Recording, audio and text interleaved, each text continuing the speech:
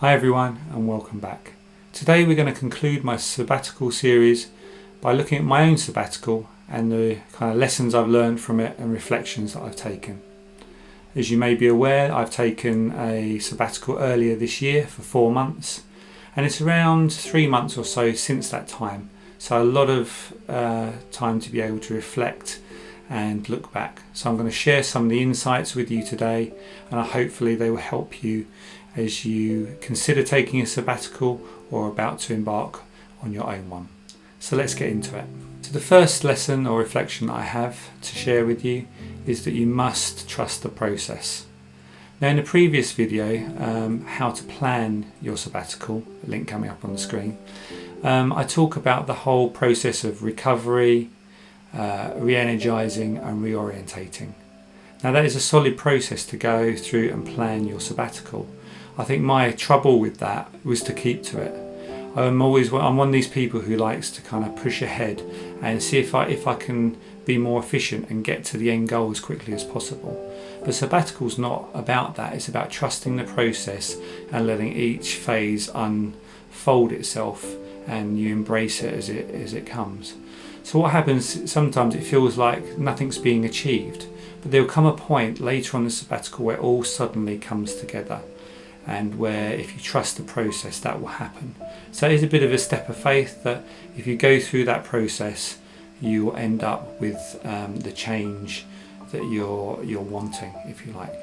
Now it's not easy as well. I know on my sabbatical I felt quite lonely, because all the usual rhythms and things that I built up that provided a bit of either a comfort or kind of a crutch to hang off were taken away, and the people you interact with aren't there as they normally are, so it can be very lonely. But the important thing is to trust the process and it will all come good. To benefit yourself from more of this content and to help me reach others in the YouTube community, it'd be great if you could subscribe, share and like this video. Thank you so much. So my second reflection is that it gives a completely new perspective having a sabbatical.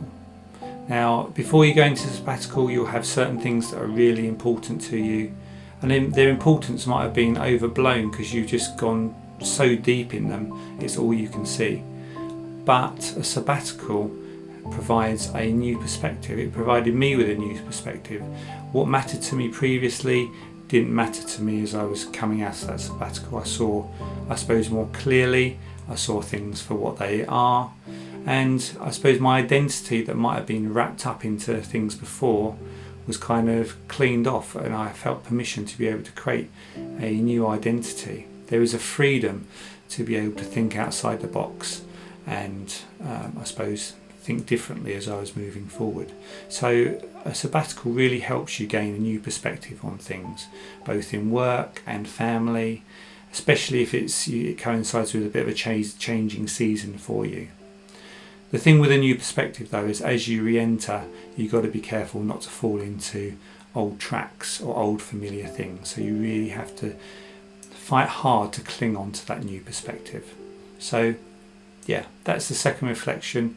It allows you to create a new perspective on things. So my third reflection is just the importance of rest. Now, having gone through the sabbatical, I have a new appreciation for the whole aspect of rest and recovery.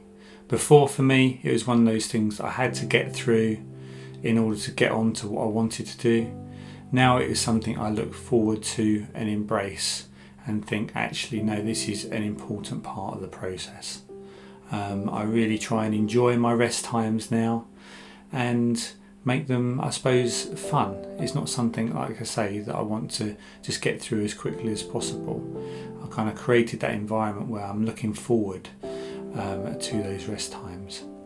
So rest, I think, is really important. It will, as I mentioned earlier in one of the other points, when you're in the rest phase of things, it will feel like you're not making progress or you're going backwards. But to use a football analogy, sometimes you have to go backwards to go forwards, and it's a bit of a finding the right route through. So yeah, really on your sabbatical, if you have one or undertake one, then really focus on the rest aspect of things. In fact, double up on it, double up on what you think you need. Now you might think, well, James, we know you've got a chronic fatigue situation and rest is going to be important to you, but I think it's a case of doubling up on wherever you're at, whatever rest level you need to double up on it in your sabbatical, and as you come out of your sabbatical, continue that on. So the importance of resting, a new appreciation of it, was my other lesson that I really learned from my time on my sabbatical. So to sum up, my 3 main reflections or lessons that I learned from my sabbatical are this. 1, to trust the process. 2, that it will give you a new perspective. And 3, I learned a new appreciation for rest. So on to my one last thing. And the other thing that really helped me during my sabbatical was the whole aspect of journaling.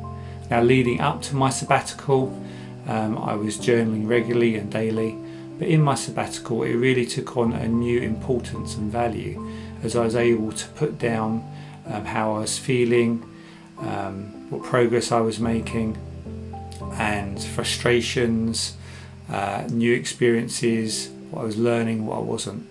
And the whole benefit of that is I could see my progress as the months went on, how I was changing, how my viewpoint was different to when I went into the sabbatical.